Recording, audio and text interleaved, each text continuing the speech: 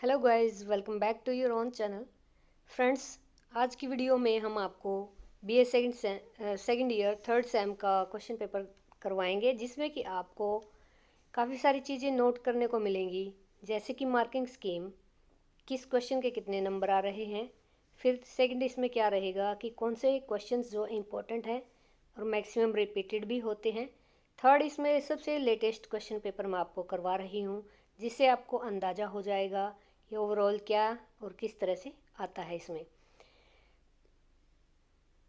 Fourth इसमें क्या है कि अगर आपको किसी भी क्वेश्चन से रिलेटेड समरी अगर जाननी है या फिर ग्रामेटिकल एरिया जो होता है समझना है, तो उन सभी की वीडियोस मैं डाल चुकी हूँ, आप वहाँ से हेल्प ले सकते हैं।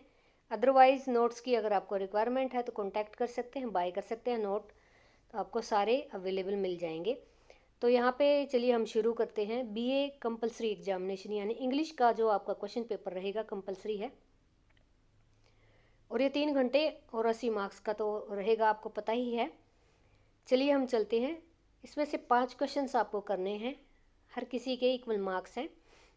पहले से हम शुरू करते हैं। Explain any two of the following extracts with reference to the context. तो इसमें आपको सप्रसंग व्याख्या करनी है। साथ में जो लास्ट में मैं आपको बहुत इंपॉर्टेंट चीज़ बताने जा रही हूँ आज, इससे पहले किसी भी वीडियो में कोई भी चैनल पर आपको ये चीज़ें देखने को नहीं मिलेंगी। अगर आपको 8 में से 8 मार्क्स ही चाहिए, तो जैसे मैंने बताया है और अपनी प्रिपरेशन के हिसाब से आप उस चीज़ को तैयार कीजिएगा। 8 में से 8 नंबर आपके बिल्कुल आएंगे ही आएंगे, अगर आप मेरी कही बात को फॉलो करते हैं। इसमें आपको नई चीज़ क्या देखने को मिलेगी, अभी तक आपके कॉलेजेस में या फिर आपके जो यूट्यूब चैनल पे कोई जिसको आप फॉलो करते हैं, सभी ने एक ही चीज़ को बताया है। हालांकि मैंने भी पहली वीडियो में यही बताया था, लेकिन अगर अपडेटेड चीज़ हम कुछ नया सीखते हैं और कुछ नया वीडियो में डालते हैं, तो उसको रेफरेंस दी जाती है एग्जामिनर के द्वारा, और मार्क्स जो हमें दिए जाते हैं वो बहुत ही बेहतरीन होते हैं। वो हमारी इस चीज़ को यानी रिटर्न वर्क को पसंद करते हैं कि इस तरह से हमने क्वेश्चन को अटैम्प्ट किया है। तो चलिए दोस्तों, ज़्यादा इसमें आगे ना बोलते हुए वीडियो को शुरू करते हैं। जैसे कि इसमें फर्स्ट स्टेंजा दिया हुआ है, in doubt to deem himself a god और बीस्ट, यानी नो देम दे सेल्फ वाला लेसन है। इसमें आपको पोइम का पता लग गया है।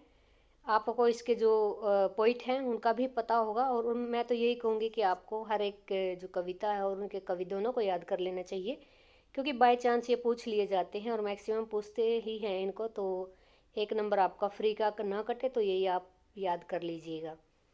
तो इसमें है जैसे कि मैंने बताया, स्टैंजा दिया हुआ है, born but to die and reasoning but to err, alike in ignorance his reason such, whether he thinks too little and इसमें too much और too much। तो जैसे कि स्टैंजा आप करते हो, मैंने भी करवाया हुआ है। सबसे पहले आप क्या करेंगे, इसका कॉन्टेक्स्ट लिखते हो, यानी कि प्रसंग लिखते हो। प्रसंग में आप बताते हो कि जैसे कि जो भी कवि हैं जिसके द्वारा लिखी गई है कविता का नाम लिखते हो, और इसमें ही आप बताते हो कि इसका भाव क्या है। तो ये चीज़ें होने के साथ साथ आप फिर इसकी एक्सप्लेनेशन करते हो। एक्सप्लेनेशन में आपको बिल्कुल इसको डिटेल में बताना होता है। एटलीस्ट आपको एक्सप्लेनेशन के लिए एक पेज फुल, यानी कि 1 साइडेड, एक तरफा पेज, तो उसको आप फुली इसको एक्सप्लेनेशन से भर दीजिएगा। तो दोस्तों, इसमें एक्सप्लेनेशन देने के बाद आपको, जैसे कि हिंदी में हम विषय शैली लिखते हैं या साहित्यिक विशेषताएं लिखते हैं, वैसे इंग्लिश में ऐसा कुछ मैंने आपको नहीं बताया था और कहीं भी नहीं बताया जाता है। लेकिन अगर आपको पूरे के पूरे मार्क्स चाहिए हैं और कुछ नया अपडेटेड, यानी एक विचार शैली हो जो होती है उन्नत विचार शैली का, अगर आपको प्रयोग करना है और अच्छे मार्क्स लेने हैं, तो उसके लिए आपको इंग्लिश में भी जैसे हिंदी में होता है विषय शैली, साहित्यिक विशेषताएं भी बताते हैं, या फिर ग्रामर का कौन सा पार्ट उसमें यूज़ किया है, जो पद्यांश हमारा होता है, ऐसे ही इंग्लिश में स्टेंजा में आपको सबसे पहले इसको रीड आउट कीजिए। जो ये हमारा स्टेंजा होता है, इसको रीड आउट करने के बाद आपको इसमें सबसे पहले कॉन्टेक्स्ट लिखेंगे आप। ये पहला पॉइंट होता है आपके स्टेंजा का जो आप लिखते हो। दूसरा, पता है आप करते हो हमेशा, एक्सप्लेनेशन लिखते हो।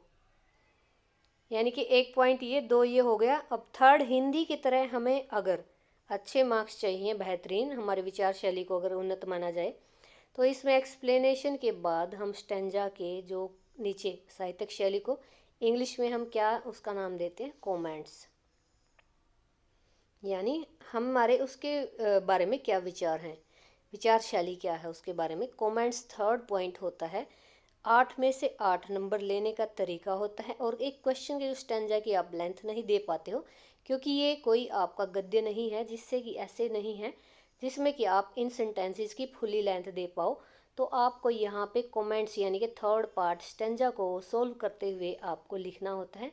अब मैं बता देती हूँ, कमेंट्स में जैसे हिंदी में लिखते हैं वैसे ही इंग्लिश में भी आपको उसमें लिखना पड़ेगा।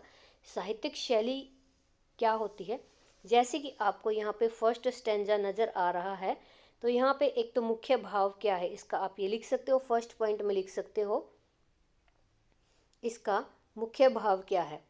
इस कविता के बारे में मुख्य भाव का मतलब क्या है कि वी शुड नो, यहाँ पे आप लिख सकते हो we should know about ourselves, यानी हमें अपने बारे में जान लेना चाहिए।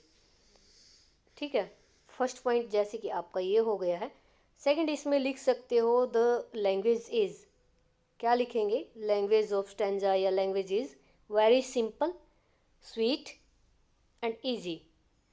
थर्ड, इसमें आप लिख सकते हो कमेंट्स में जितने भी इसमें अलंकारों का यूज होता है, इंग्लिश में भी होता है, तो आप यहाँ पे अलंकार को इंग्लिश में बोलते हैं figure of speech, figure of speech, यानी अलंकारों का यूज हुआ है। इज़ यूज्ड या इज़ ब्यूटीफुली यूज्ड, आप ये भी लिख सकते हो। थर्ड, इसमें पॉइंट ये हो गया है, यानी अलंकारों का इसमें समुचित प्रयोग किया गया है। ठीक है, अब इसमें फोर्थ आप क्या लिखते हो, हिंदी में क्या लिखते हो आप, उपसर्ग और प्रत्यय का भी प्रयोग हुआ है, तो इसको इंग्लिश में आप सफिक्स और प्रीफिक्स, जो कि आपके बैकग्राउंड में यानी कि लेसन्स के आती है, सफिक्स और प्रीफिक्स आर यूज्ड, ये भी यूज़ किए गए हैं। एक भी लिख सकते हो आप, प्रीफिक्स का यूज़ हुआ है, या सफिक्स एक का लिख सकते हो। इसमें आपको अब क्या लिखना है, यानी कि कम से कम आपको एटलीस्ट यहाँ पे स्टैंजा के कमेंट बॉक्स में आपको 5 के आसपास सेंटेंस लिखनी है, जिससे लेंथ बनती है आपके स्टैंजा की और मार्क्स में जो बढ़ोतरी होती है, यानी अच्छे नंबर आएंगे आपके। और भी आप इसमें बहुत सारी चीज़ें ऐड कर सकते हो, जैसे राइमिंग स्कीम है, जैसे यहाँ पे देखिए अर, यहाँ सच मच, यानी यहाँ पे ए सेम साउंड आ रही है ना दोनों के पीछे से, तो यहाँ पे आप दोनों को ए का नाम देंगे ए, और यहाँ पे बी, यानी राइमिंग स्कीम यहाँ पे कौन सी यूज़ हुई है, ए बी, ये आप राइमिंग स्कीम इसमें लिख सकते हो। ये आपका 5वां पॉइंट हो जाएगा। इसमें आप लिख सकते हो इंसान गलतियों का पुतला है, यानी कि छठा पॉइंट भी आप लिख सकते हो। ये आपकी विचार शैली पर निर्भर करता है, आप कितनी ज़्यादा इस पर बुद्धि लड़ाते हो और लिखते हो, यानी एर इज़ ह्यूमन बिहेवियर, आप ऐसे भी लिख सकते हो। ये भी आपको अच्छे नंबर देगा, यानी ये आपका कमेंट बॉक्स मैंने पूरे 5 या 6 पॉइंट से यहाँ पे भर दिया है। ये आप ज़रूर से ज़रूर लिखिएगा, context, explanation and third point is comments. Comments में मैंने 6 पॉइंट बताए हैं आपको। एक लेसन का मुख्य भाव, ग्रामेटिकल एरिया से जो भी मतलब सेंटेंसेस आप यूज़ कर सकते हो, पार्ट्स वो ले सकते हो, मैंने ये भी बताया है। अब चलते हैं हम यहाँ पे, ऐसे ही आपको एटलीस्ट 3 स्टैंजाज दिए जाएंगे, जिनमें से आपको चॉइस दी जाएगी, जैसे इसमें दी गई है कि आपको इसमें से 2 करने हैं, यानी आपको यहाँ पे 16 नंबर का एक स्टैंजा, 16 नंबर के 2 स्टैंजाज करने हैं, यानी 8 नंबर के 3 में से 2 करने हैं। फर्स्ट इसमें दे रखा है आपका नो देन दे सेल्फ से। फिर सेकंड हम चलते हैं यहाँ पे नेक्स्ट क्वेश्चन पे। इसमें देखिए थर्ड क्वेश्चन में answer any 4 of the following in about 60 words, यानी 60 शब्दों से आपको आंसर देना है। प्रत्येक का 4 नंबर रहेगा, यानी 2 आएंगे तो 16 नंबर के यहाँ पे बनेंगे। चारों के 4 आ रहे हैं, एक नंबर मतलब एक क्वेश्चन 4 नंबर का, तो आपको 4 चौके 16 यहाँ पे नंबर बनेंगे। इसमें भी ऑप्शन दे रखा है, तो यहाँ पे देखिए जैसे कि फर्स्ट क्वेश्चन है, what does the earn symbolise in the poem odd on a Grecian earn, यानी इसमें आपको क्या बताना है, अर्न किसका प्रतीक है, अर्न किसका प्रतीक है, यानी कलश किसका प्रतीक यहाँ पे बताया गया है, ये आपको आंसर देना है। Discuss the title of the poem another woman, यहाँ पे अनदर वुमन का टाइटल जो है आपको डिस्क्राइब करना है, डिस्कस करना है कि क्यों रखा गया है, इसकी आप विशेषता यहाँ पे डिफाइन कीजिएगा। 4 नंबर के क्वेश्चन है। नेक्स्ट हम देखते हैं, explain path of glory lead but to grave, यहाँ पे ये क्वेश्चन आपका डिफाइन करना है, यानी कि एक तरह से ये लगा सकते हैं आप, टाइटल दे रखा है, इसको आपको डिफाइन करना है। Path of glory lead but to grave, लेकिन क्या है, कितने ही शान से आदमी जैसे जिए लेकिन जाता कहाँ है, वो कब्र में ही जाता है, यानी ये कह सकते हो आप कि जीवन से मृत्यु तक शान से नेतृत्व करना, जीवन का नेतृत्व करना। Why does Wordsworth want to be a pagan, वो साधु क्यों बनना चाहता था, इसके बारे में आपको डिफाइन करना है। What will happen to lady when she turn old, वह जब बूढ़ी होती है तो उसके साथ क्या होगा, किसी भी लेडी के साथ क्या होगा जब वो बूढ़ी होती है, तो ये आपको यहाँ पे डिफाइन करना है। बहुत ही आसान क्वेश्चन है। क्वेश्चन की सेंस भी देखिएगा, जब कभी भी आप क्वेश्चन अटैम्प्ट करने जाते हैं तो वहाँ पे आपको ये देखना पड़ता है क्वेश्चन किस टेंस में दिया गया है। जैसे कि यहाँ पे देखिए ए पार्ट है, डज का यूज़ हुआ है, इससे वर्ब से पता लगता है कि आपको प्रेजेंट टेंस में ही आंसर देना है। सभी क्वेश्चन ऐसे ही हैं यहाँ तक, ये भी देखिए सभी क्वेश्चन, ये फ्यूचर में है आपका, तो फ्यूचर में ही आंसर देना होगा कि जब वो बूढ़ी होगी तो उसके जैसे कि भी झुर्रियाँ पड़ जाएंगी या फिर दांत गिर जाएंगे, बाल सफ़ेद हो जाएंगे, यानी वो थकी थकी रहेगी, कुछ बीमारियाँ उसको लग जाएंगी, इस तरह से है। तो ये क्वेश्चन आपको फ्यूचर में ही इसका आंसर देना पड़ेगा। नाउ नेक्स्ट क्वेश्चन इसमें देखिए, how is man a confuse being, यानी ये क्वेश्चन आपको देना है कि किस तरह से इंसान जो है कन्फ्यूज़ रहता है। तो ये भी आपका नवोदय देश से था, ये भी आपको प्रेजेंट में आंसर इसका देना है। वर्ब का खास ध्यान रखिएगा अगर आपको फुली मार्क्स चाहिए हैं तो। नेक्स्ट हम चलते हैं question number 4, read the stanza and answer the questions that follow, attempt 2 out of 3, 3 में से आपको, यानी स्टेंजा से क्वेश्चन आए हुए हैं, ये आपको इनके 2 के आंसर देने हैं। जैसे chaos of thought and passion, all confused, still by himself, abused and disabused, created half to rise and half to fall.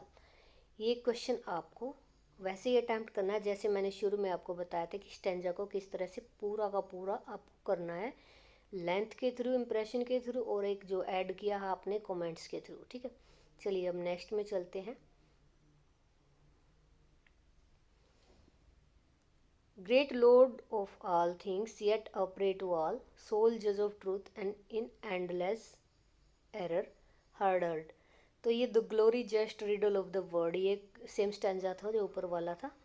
ये आपको 2 करने हैं 4 नंबर के। इसमें से आपको अब यहाँ पे करना क्या है, क्वेश्चन दिए गए हैं, स्टैंजा से आपको छांट के लिखने हैं। ये भी मैं आपको बता देती हूँ, अगर आप स्टैंजा के शॉर्ट क्वेश्चन आंसर्स, यानी कि उस पोइम से, पोइम के शॉर्ट क्वेश्चन आंसर्स यानी 1-1, 2-2 नंबर के वो करते हैं, या प्लस में आप साथ में स्टैंजाज करते हैं, तो आपके लिए बहुत ही अच्छा रहेगा। आप इन दोनों में से अगर एक चीज़ भी कर लेते हैं तो आप दूसरे का, यानी कि शॉर्ट क्वेश्चन आएंगे तो आप स्टैंजाज के क्वेश्चंस के आंसर दे सकते हैं। अगर आपने स्टैंजाज के आंसर्स कर लिए हैं, अच्छे से लर्न कर लीजिए, यानी 1-1 नंबर के क्वेश्चन होते हैं ये भी, तो आप शॉर्ट क्वेश्चन आंसर्स के आंसर दे पाएंगे। यानी इनमें से आप एक को बहुत ही अच्छे तरीके से लर्न कर लें, या छोटे क्वेश्चन करें पोइम से, या फिर आप स्टैंजास दोहरा लें। दोनों ही क्वेश्चन आते ही हैं, दोनों का ही फ़ायदा होता है। अगर हम एक चीज़ को अच्छे से दोहरा लें तो दोनों के आंसर हम आराम से दे सकते हैं। चलिए नेक्स्ट हम इसमें देखते हैं, why does man remain confuse, अब आदमी कन्फ्यूज क्यों रहता है। तो ये चीज़ें आपको इसमें से स्टैंजा में से छांट के लिखनी। कंफ्यूज क्यों रहता है, क्योंकि उसको पता नहीं होता कि उसको एक नोबल मैन के तरह बिहेव करना है या फिर उसको बीस्ट की तरह बिहेव करना है। How is man created half to rise and half to fall, यानी कि इंसान को कैसे मतलब बनाया गया है कि हाफ टू राइज और हाफ टू फॉल, कि वो कभी आधा, मतलब एक तरह से आधा कोई भी कार्य करता है, यानी अपने आप को कभी भी अपूर्ण पाता है, कभी पूर्ण पाता है, इस तरह से। तो ये क्यों बनाया गया है इंसान को ऐसे, ताकि वो अपनी जितनी भी मतलब उसकी जो गलतियां हैं या फिर जो सच्चाई से लड़कर अपने आप को ऊपर उठा पाए, अपनी गलतियों से अपनी कमियों से लड़के वो ऊपर उठ पाए। How is man glory of the world, संसार का जो व्यक्ति है, संसार का गर्व कैसे है, शान कैसे है, ये आपको बताना है। How is man jest of the world, अब जो आदमी है वो एक जेस्ट यानी मस्खरा कैसे है एक संसार के लिए, तो ये सारी चीज़ें डिफाइन कर दीजिएगा। सेकंड है इसमें बेंगल सेलर, जो नाम से ही पता लग रहा है आपको। Are we who wear our shining loads to the temple fair, who will buy these delicate bright rainbow tint circle of light, lustrous token of radiant lives for happy daughters and happy wives, lives है sorry, radiant lives for happy daughters and happy wives. इस question ये भी आपको stanza questions के through करना है। Who is the speaker of these lines, तो इसकी पोइटेस जो है आपको उसका नाम बताना है। What does the shining Lord consist of, यानी कि शाइनिंग लॉर्ड्स किसकी संज्ञा दी गई है। शाइनिंग लॉर्ड्स मीन्स क्या है, टू द टेम्पल फेयर, यानी मेले में जो जाते हुए शाइनिंग लॉर्ड्स, चूड़ियाँ टंगी हुई होती हैं चमकती हुई, उनको बोला गया है। What does the poet mean by circle of light, यहाँ पे पोइट का क्या मतलब है सर्कल्स ऑफ लाइट से। For whom are, fourth question है इसमें, for whom are those bangles meant, यानी इन चूड़ियों का किसके लिए महत्व है, बता सकते हैं आप। अनमैरिड लड़कियों के लिए, मैरिड लड़कियों के लिए, और फिर जो एज्ड वुमेन है उनके लिए, ठीक है। So when the kerosene was thrown, ये आपका आ गया है अब अनदर वुमेन से, ये भी आपको पता है, इनके भी आप पोइटेस जो हैं याद कर लीजिएगा। So when the kerosene was thrown, just a moment of surprise, a brilliant spark. It was only the voice that she had ever known. Another torch blazing in the dark. Another woman. We shield our faces from heat. यानी अब हम अपने चेहरों को heat से, गर्मी से बचने के लिए ढक लेते हैं, और जैसे ही केरोसिन उस पर फेंका गया तो वहाँ से एक बहुत ही ब्रिलियंट स्पार्क, तेज़ चमक निकलती है, सरप्राइज़ की मोमेंट होती है उसके लिए। वहाँ से सिर्फ एक ही आवाज़ होती है जो कि उसने कभी पहले सुनी हो। Another torch blazing in the dark, अंधेरे में एक अलग सी जो रोशनी है चमकती है। तो ये पोइम का नाम आपको पता लग गया, इसकी पोइटिस का नाम याद कर लीजिएगा। हालांकि इसमें पूछा जाता है तो ही आंसर देना है। From which poem have the, ये देखिए नाम दे रखा है, पोइम का नाम भी इसमें स्टैंजा में है। What does the poet mean by when the kerosene was thrown, इसका मतलब क्या है कि जब कभी भी जो पीड़ित महिला है उस पर केरोसिन फेंका जाता है या उस पर अत्याचार किए जाते हैं, तो ये आपको बताना है तब क्या होता है। Who was blazing in the dark, तो इसमें आ दे रखा है ब्लेजिंग में, डार्क में कौन चमकता है, अनदर टॉर्च, यानी एक अनदर टॉर्च से मतलब क्या है यहाँ पे कि एक अलग सी उम्मीद की आशा की किरण जगती है। What does the poet mean by another woman, से क्या मतलब है, अनदर वुमन का मतलब क्या है कि एक मतलब घर में रहते हुए भी उसको एक अजनबी महिला के तौर पर रहना पड़ता है। तो ये चीज़ें आपको पोइम से डिफाइन करनी पड़ेगी। फिफ्थ क्वेश्चन पर चलते हैं। Right short note on the any four of the following poetic forms end devices giving suitable examples, यानी आपको ये इनमें से 4 करने हैं। इनके भी मैं वीडियो बना चुकी हूँ, आप इसको प्लेलिस्ट में जाकर इसको ढूंढ सकते हैं। तो यहाँ पे पोइटिक फॉर्म्स या डिवाइसेस, यानी कि कहते हैं ना जो काव्य शैली है या काव्य की विशेषताएं हैं, वो जो भी होती हैं उनके ऊपर आपको एक नोट लिखना है। जैसे ड्रामेटिक मोनोलॉग, इन पे मैं वीडियो बना चुकी हूँ। सोनेट पे, ओड पे, एलिजी पे। अल्टरेशन क्या होता है आपका, अनुप्रास अलंकार होता है। फ्री वर्स यानी मुक्तक छंद होता है। तो ये इन पे आपको नोट लिखना है कि इनको क्यों यूज़ किया जाता है। बहुत ही आसान अच्छे तरीके से मैंने समझा रखा है, आप देखिए वीडियो में जाकर और लर्न कर लीजिए। Give a synonym of each of the following, यहाँ पे आपको पर्यायवाची बताने हैं किसी भी 5 के। Forlorn, born, great, falls, sorrow and bounty, यानी गिफ्ट होता है, बाउंटी का मतलब, सोरो का मतलब दुख होता है, फॉल्स झूठ, ग्रेट ये आप बना सकते हो, इसमें से आराम से बना सकते हो, आपको वैसे भी पता है इन चीज़ों का, तो ये आप बुक से भी लर्न कर सकते हो, आपकी बुक में दिए हुए हैं। नेक्स्ट इसमें बी पार्ट रहेगा, give an antonym for each of the following words, यानी कि आपको यहाँ पे अब विपरीतार्थक शब्दों का, यानी कोई भी आपको यहाँ पे 5 करने हैं। जैसे राइज का एंटोनियम क्या होता है? फॉल होता है। वेस्ट का मतलब क्या होता है? यूज़। फेथफुल का होता है क्या? अनफेथफुल। रफ का मतलब क्या होता है? स्मूथ या सॉफ्ट। इटरनल का इंटरनल। शॉर्ट का लॉन्ग। मेक का डिस्ट्रॉय, डैमेज। ठीक है, ये आप कर सकते हैं आराम से। अब यहाँ पे आपको सी पार्ट में करना है transcribe any 6 of the following words.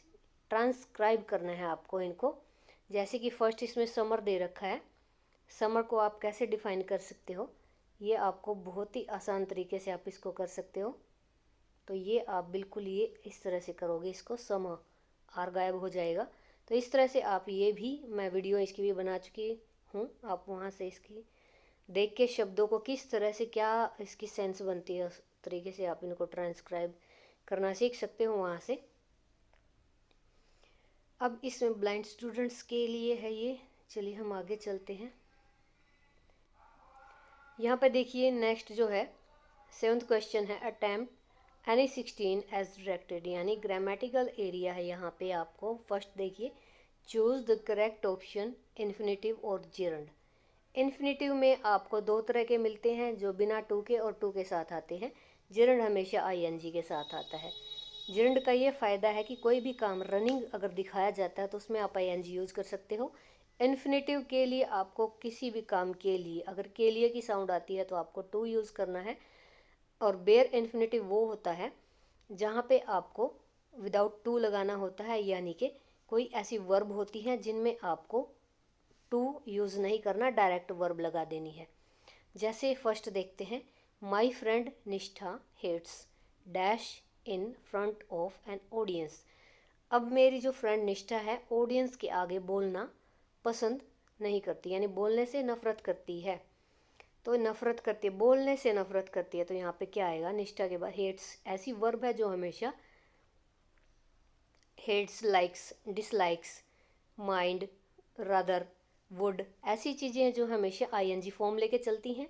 My friend Nishtha hates speaking, यहाँ पे आईएनजी फॉर्म लगा दीजिएगा। नेक्स्ट हम देखते हैं सुमन होप्स। अब होप्स यहाँ पे इन चीज़ों को ही देख के हमने आईएनजी या फिर जो भी है वर्ब फिल करनी होती हैं। तो देखिए अब यहाँ पे Suman hopes dash for the team next year, यहाँ टू प्लेइंग और प्लेइंग, यहाँ पे आपको इन्फिनेटिव या फिर जिरंड लगाना है। सुमन उम्मीद करती है खेलने के लिए अगले साल टीम के लिए, यानी सुमन अगले साल टीम के लिए खेलने के लिए उम्मीद करती है। खेलने के लिए ये तो टू प्ले आएगा यहाँ पे, hopes to playing. Okay. Did you remember dash the door, क्या तुम्हें याद है दरवाज़ा लॉक करना? करना ना की साउंड आती है, बोलना, करना ऐसे साउंड आती है हमेशा, वहाँ पे आप क्या लेके चलेंगे? ING form. जैसे फर्स्ट में था बोलना, ऑडियंस के सामने बोलना पसंद नहीं है, दरवाज़ा लॉक करना, उसे क्या तुम्हें याद है लॉक करना, तो आईएनजी फॉर्म यहाँ पे रिमेंबर के बाद आईएनजी फॉर्म आती है। नेक्स्ट हम देखते हैं 4th में he couldn't help dash laugh and laughing, यानी वो अपने आप को हंसने से रोक नहीं पाया, हंसने से लगातार वो क्या करता रहा? हंसता रहा, काम चल रहा है, लाफिंग, बिना सोचे समझे। नेक्स्ट इसमें देखिए combine the following pairs of sentences to form complete sentences, यानी आपको 2 सेंटेंसेस के जोड़े दिए हैं, इनको मिलाना है। यानी किस में मिलाना है? ये होता है कॉम्प्लेक्स सेंटेंस में बनाना है। ठीक है। I need to go home early, मुझे घर जाने की मतलब घर जल्दी जाने की ज़रूरत है। My friends are coming over for a party, यानी मेरे जो दोस्त हैं पार्टी के लिए आ रहे हैं इसलिए। तो इस यानी कि रीज़न दे दिया है तो यहाँ पे सो का यूज़ होगा। I need to go home early, या इसको आप इधर से करेंगे my friends are coming over a party so I need to, ये सेंटेंस आप बाद में यूज कीजिए यहाँ पे। The woman put the bag down, the bag was very heavy. अब यहाँ पे ये सेंटेंस आप पहले लेंगे कि उसने बैग रख दिया। अब यहाँ पे आप क्या यूज़ करोगे? बिकॉज यूज़ करोगे, क्योंकि वो बैग क्या था? बहुत ही भारी था। ठीक है, because bag was very heavy. He went by bus, his car had broken, down, यानी कि वो अब बस से गया क्योंकि जो उसकी कार थी वो टूट गई थी।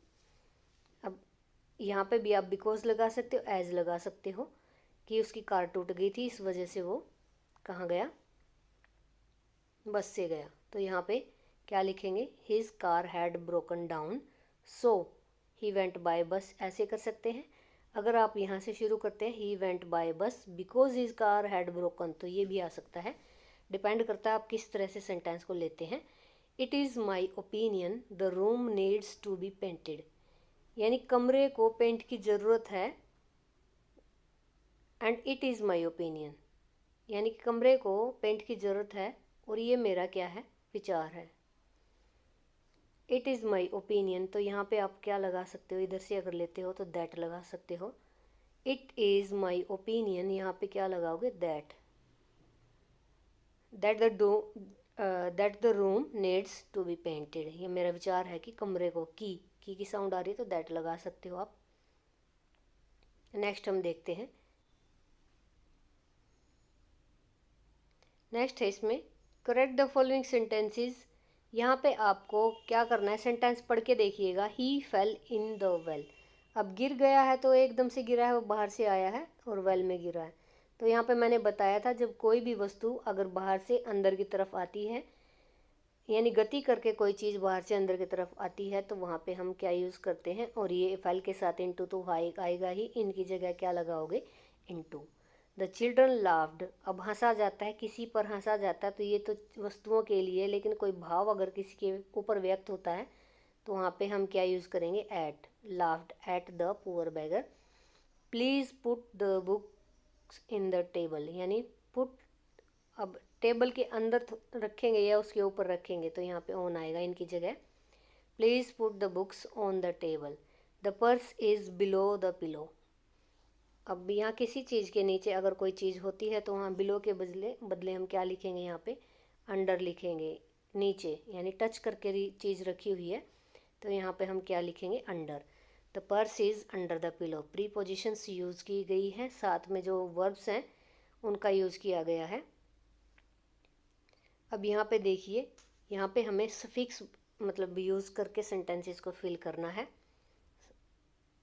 Your offer is dash to us, तो यहाँ पे क्या बताया गया है, तो यहाँ पे एक्सपेक्ट जिसके साथ क्या आएगा, एक्सेप्ट के साथ एबल आएगा। योर ऑफर इज़ एक्सेप्टेबल, तो ये क्या है, सफिक्स। सफिक्स किसको बोलते हैं, प्रत्यय को। Is there some new develop, तो यहाँ पे क्या कुछ नई मतलब विकास हुआ है, तो यहाँ पे क्या है, is there some new development, तो यहाँ पे क्या लगाएंगे, इसके पीछे हम मेंट लगाएंगे, development. This is one of the earliest books on feminism, फेमिनी है यानी कि इसमें यहाँ पे IS, इसके बाद ISM लगा देंगे, feminism. This is one of the earliest book on feminism. He is an ambitious, ambition है, तो यहाँ पे हम क्या लिखेंगे, MB शी एम्बिशियस, यानी टी के बाद OUS लगाना है, AMBITIOUS, एम्बिशियस। तो यहाँ पे सभी को सफिक्स में परिवर्तन करने। नेक्स्ट क्वेश्चन है, right an essay in about 300 words on any one of the given topics. 300 शब्दों में किसी भी एक टॉपिक पर आपको यहाँ पे ऐसे लिखना है, 16 नंबर का है। तो यहाँ पे इसको भी आप बहुत ही बेहतरीन तरीके से, जो कि मैं पहले भी बता चुकी हूँ, कि आपको कोई ना कोई स्लोगन जो है ऐसे की शुरुआत में लिखना है, फिर यहाँ लाइन छोड़ के, एक लाइन छोड़ के आपको ऐसे की स्टार्टिंग करनी है। इसके बाद अगर आपको 7 से 10 लाइनें यहाँ पे लिख लेते हो, तो एक लाइन फिर से छोड़ के यहाँ से आपको अगले जो पैसेज है उसकी शुरुआत करनी है। ऐसे ही आपको 16 नंबर का ऐसे कम से कम 3 से 4 पैसेजेस में करना है, और अलग अलग तरह से इनको डिफाइन करते रहना, जिससे कि आपको अच्छे मार्क्स मिले। लेंथ कम से कम 16 नंबर के मार्क्स के अकॉर्डिंग आपको जो है कम से कम 1.5 पेज या 2 पेज के आसपास आपको इसको पूरा करना है, ताकि आपको 16 मार्क्स मिल सके। तो दोस्तों ये था आपका क्वेश्चन पेपर, बहुत ही इंपॉर्टेंट क्वेश्चंस इसमें हैं। मैक्सिमम क्वेश्चंस जो हैं रिपीट होते रहते हैं, तो आपको हर एक क्वेश्चन पेपर को अच्छे से तैयार कर लेना है। जो भी मैंने आपको पोइटिक डिवाइसेस हैं या फिर स्टैंजा को करने का तरीका बताया है,